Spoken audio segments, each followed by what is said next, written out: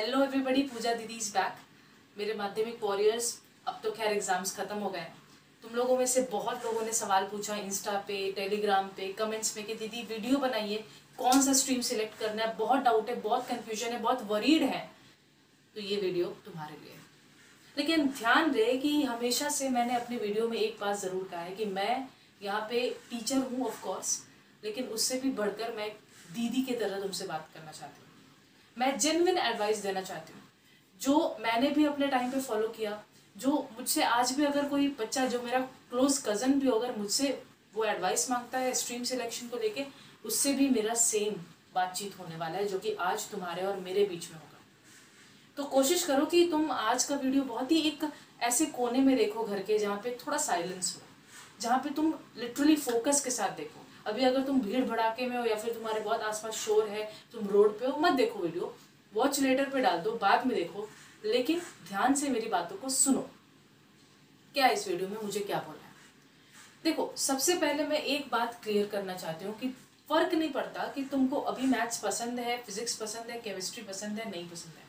Because I know many of the people जिनको लगता है कि यार मुझे 10 में ही ये सारे सब्जेक्ट्स, मुझे मैथ्स, फिजिक्स, केमिस्ट्री, इस सबसे तो नफरत सा था 10 में। लेकिन प्लीज अंडरस्टैंड कि अभी तुम्हारे पास हाथ में टाइम है। तुम्हारे पास 2 महीने एक्स्ट्रा टाइम पड़ा हुआ है, 2-2.5 महीने। What you can do is, तुम थोड़ा सा मैथ्स एडवांस लेवल पे जाके प्रैक्टिस करना शुरू करो। मैं एक वार्निंग यहाँ पे देना चाहती हूँ, बिकॉज मैंने कॉमर्स चुना था विथ मैथ्स, तो मैं जानती हूँ कि मैथ्स वो 10 वाला मैथ्स नहीं है। मैथ्स अपना असली रूप 11 और 12 में दिखाता है।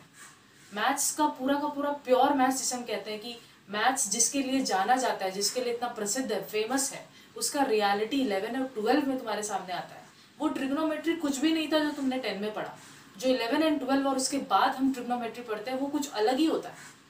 तो अगर तुमको लग रहा था कि दीदी मुझे तो मैथ्स से मजा आ गया, मुझे मैथ्स इतना पसंद है कि मुझे अगर कोई दिन भर मैथ्स करने बोले मैं कर लूंगा या कर लूंगी, then go for maths, there is no doubt. और तुम्हारे अच्छे मार्क्स अगर बोर्ड्स में आते हैं, विच आई होप किया है, तुमने मेहनत किया तो डेफिनेटली कोई स्कूल रोक नहीं सकता तुमको मैथ्स लेने से।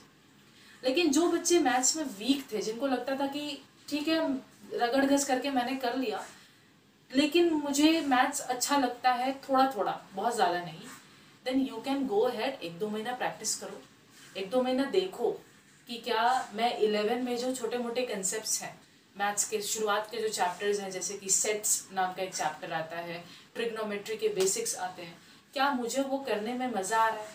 अगर आ रहा है then I should opt for maths. Because stream selection से ज़्यादा ज़रूरी होता है कि तुम सिलेक्ट करो कि whether you want to take maths और not, because that will literally, that is a deciding factor. हम लोग जानते हैं कि 3 स्ट्रीम्स हैं हमारे पास, है ना? साइंस, कॉमर्स, आर्ट्स या humanities. Now let us talk about science. Science किसे लेना चाहिए? Of course if you have loved science through out your life और एटलीस्ट 10 में मजा आ रहा था, ले लो भाई, कोई दिक्कत नहीं है।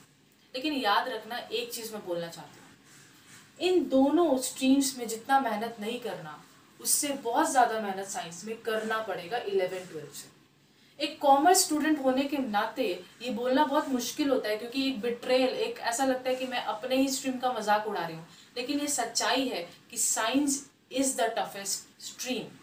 द रीज़न बीइंग कि एनालिटिकल माइंडसेट चाहिए होता है, बहुत ज़्यादा प्रैक्टिस चाहिए होता है, और जो बच्चा साइंस लेता है वो कहीं ना कहीं इंजीनियरिंग या फिर डॉक्टर की पढ़ाई को टारगेट कर रहा होता है, तो वहाँ पे उसे एंट्रेंस एग्जाम्स के लिए 11-12 से प्रिपेयर करना शुरू करना पड़ता है।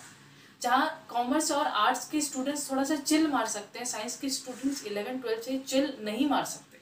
तो अगर तुमको लगता है कि मैं हार्डवर्क करने के लिए रेडी हूँ, मुझे बस साइंस चाहिए क्योंकि मुझे प्यार है, मुझे साइंस से प्यार है, मुझे मैथ्स, केमिस्ट्री, मुझे फिजिक्स, मुझे बायो, मुझे बहुत पसंद है, देन साइंस तुम्हारे लिए है। साइंस में भी तुम्हारे पास 2 टुकड़े हैं, तुम PCM ऑप्ट कर सकते हो, PCB ऑप्ट कर सकते हो, और ये बड़े लेवल पे बोल रही हूँ, वो हिंदी, इंग्लिश, छोटे मोटे और सब्जेक्ट्स तो रहेंगे, है ना? बहुत सारे स्कूल्स इकोनॉमिक्स भी ऑफर करते हैं, वो भी रहेंगे, बट बड़े लेवल पे you will have physics, chemistry, maths and physics, chemistry, biology.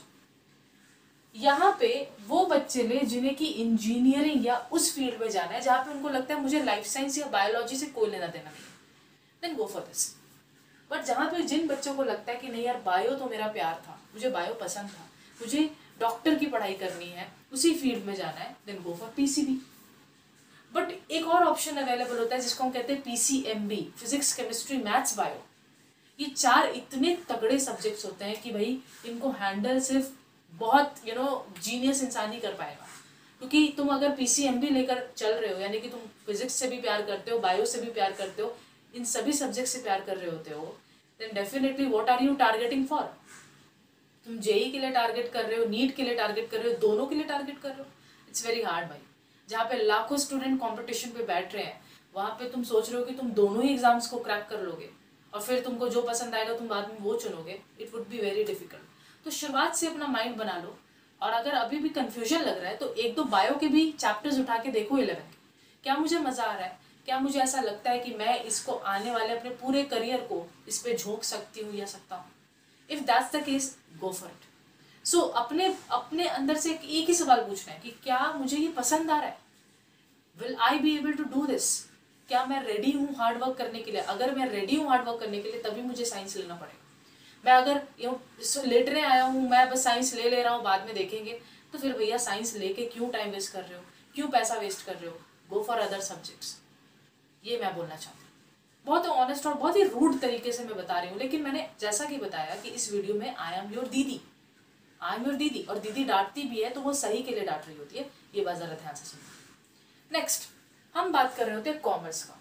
मैं कॉमर्स से कुछ ज़्यादा ही जुड़ी हुई हूँ क्योंकि मैं खुद कॉमर्स की स्टूडेंट रही हूँ, इसलिए मैं ज़्यादा खोल के बातों को बोलना चाहती हूँ। कॉमर्स का 2 पार्ट है, कॉमर्स विथ मैथ्स ले सकते हो, विदाउट मैथ्स ले सकते हो। ऑफ कोर्स उसके लिए अपने अपने स्कूल्स के कंडीशंस होते हैं कि अगर माध्यमिक में यानी कि बोर्ड्स में तुम 100 में से 75 ले आते हो तभी मैथ्स मिलेगा, वो सारी चीज़ें हो सकती। कौन सा दीदी लेना चाहिए? मैं अगेन बोलना चाहूँगी कि मैथ्स लेना एक बहुत बड़ा डिसीजन है। मेरी फ्रेंड मुझे याद आती है कि उसने आर्ट्स लिया था और वो मैथ्स ले ली क्योंकि उसे किसी ने फोर्स किया कि मैथ्स ले लो, बहुत सारे करियर ऑप्शंस ओपन हो जाएंगे, ले लो मैथ्स। उसने ले तो लिया, लेकिन घसीट घसीट के अपने आप को कैसे भी पास किया। उसके लिए पास लाना भी बहुत मुश्किल था, मतलब इतनी ज़्यादा वो स्ट्रगल कर रही थी मैथ्स के लिए। तो वैसा कंडीशन नहीं होना चाहिए। अगर तुमको लगता है कि नहीं मैं मैथ्स के लिए हार्ड वर्क करना चाहती हूँ, because maths will take up your time, it will take up your money, क्योंकि तुमको अलग से ट्यूशन लेना पड़ेगा मैथ्स का। It will take up your time क्योंकि हर दिन 1 से 2 घंटा मैथ्स करना ही पड़ेगा। यानी कि कॉमर्स विथ मैथ्स वाले बच्चों का भी मेहनत है मैथ्स के पीछे, क्योंकि वो सीरियसनेस के साथ मैथ्स लेते हैं। और उसके अलावा क्या क्या सब्जेक्ट्स है? अकाउंट्स है, कॉस्ट एंड टैक्स है, इकोनॉमिक्स है। मैं इकोनॉमिक्स, भाई मेरा फेवरेट सब्जेक्ट है, मैं इकोनॉमिक्स की टीचर हूँ, मैं इकोनॉमिक्स पढ़ रही हूँ, मुझे मेरा प्यार है इकोनॉमिक्स। तो अगर तुमको इकोनॉमिक्स का ऑप्शन मिल रहा है, प्लीज़ सिलेक्ट दैट। मैं लिटरली बोलना चाहती हूँ कि इकोनॉमिक्स तुम्हारे माइंड को एक अलग लेवल पे खोलता है। प्लीज़ अगर वो ऑप्शन अवेलेबल है स्कूल में, उसको सिलेक्ट करो, उसको ऑप्शन में मत डाल देना कि यार देखा जाएगा। तो ये सारे कुछ कॉमन सब्जेक्ट्स हैं, बिजनेस स्टडीज़ है, ये सारे सब्जेक्ट्स हैं जो कि कॉमर्स के स्टूडेंट्स को लेना पड़ता है। अलॉन्ग विद दैट ऑप्शन में मैथ्स ले भी सकते हो, नहीं भी ले सकते।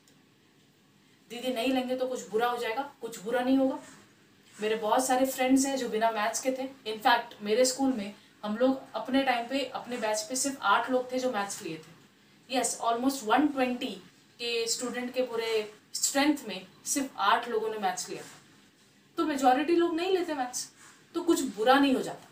लेकिन मैं एक बात बोलना चाहती हूँ कि अगर तुम फ्यूचर में मेरी तरह जाके इकोनॉमिक्स ऑनर्स करना चाहते हो, क्योंकि मैं वो कर रही हूँ इसलिए बता रही हूँ, तुम ऑनर्स करना चाहते हो इकोनॉमिक्स में, तुम्हें मैथ्स की ज़रूरत पड़ेगी। बिना मैथ्स के इकोनॉमिक्स ऑनर्स का तुमको ऑप्शन भी नहीं मिलेगा किसी भी कॉलेज में। तो अगर तुम चाहते हो कि दीदी मैथ्स थोड़ा बहुत पसंद है और मैं सब्जेक्ट्स को एक्सप्लोर करते करते क्या पता आपकी तरह इकोनॉमिक्स लवर बन गया, तो क्या मुझे मैथ्स ले लेना चाहिए? हाँ ले लो, लेकिन सिर्फ ऐसे नहीं कि बस लेके रखा है, चौड़ में चलेंगे कि मैथ्स का बुक लेकर चल रहे हैं, 120 के स्टूडेंट में 8 लोगों में मैं भी हूँ मैथ्स वाला, ऐसा नहीं। हार्ड वर्क करने के लिए रेडी हो तो मैथ्स ले लो, ठीक है। फिर आते हैं ह्यूमैनिटीज़ या आर्ट्स वाले बच्चे। ये वो कैटेगरी होता है जो कि सबसे ज़्यादा नीचे देखा जाता है। ऐसा माना जाता है कि तुम्हारा 60% से नीचे है तब जाके तुम ह्यूमैनिटीज़ लो। बिल्कुल भी नहीं भाई, बिल्कुल भी नहीं।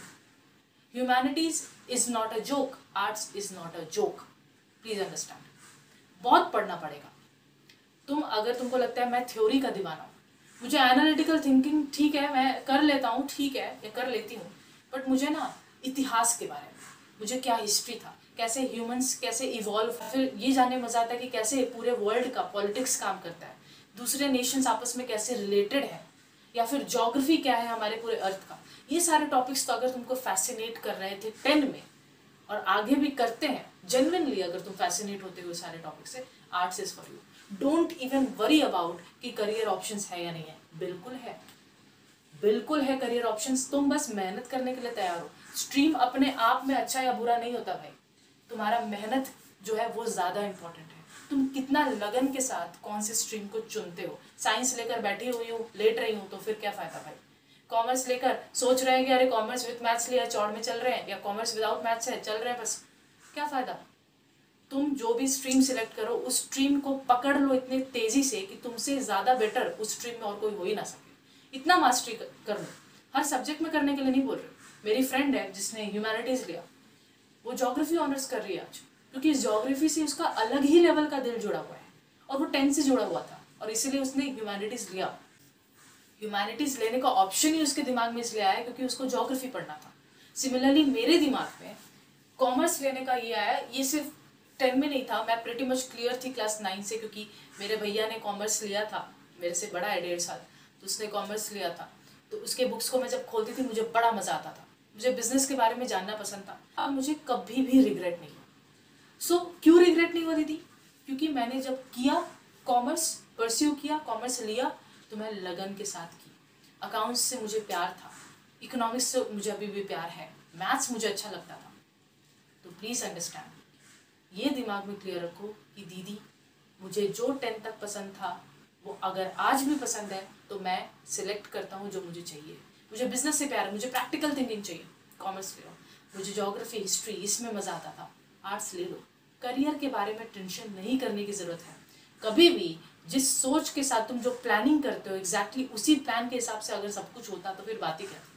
हमेशा हम कुछ ना कुछ प्लान करते हैं कि ये करेंगे, बट वो चलते चलते कहीं और निकल जाता है। मैंने भी बहुत प्लान किया था कि अरे मैं तो चार्टर्ड अकाउंटेंट बनूंगी, मुझे सीए करना है, प्रॉब्ली बिकॉज मेरे आसपास के लोग भी सीए का जिक्र उठाते थे, वो एक शोर था सीए का। लेकिन चलते चलते मुझे इकोनॉमिक्स से प्यार हो गया और मैं इकोनॉमिक्स ऑनर्स के दायरे में घुस गई। तो किसे क्या पता कि कब क्या होना है, किसे क्या पता कि तुम्हें कब किस सब्जेक्ट से प्यार हो जाए। तो प्लीज़ करियर के बारे में टेंशन करने की ज़रूरत नहीं है। Be perfect in what you do, that's what I will say. This is a little bit of motivation and also to cheer you up कि सब कुछ अच्छा होगा। Be positive and be sincere.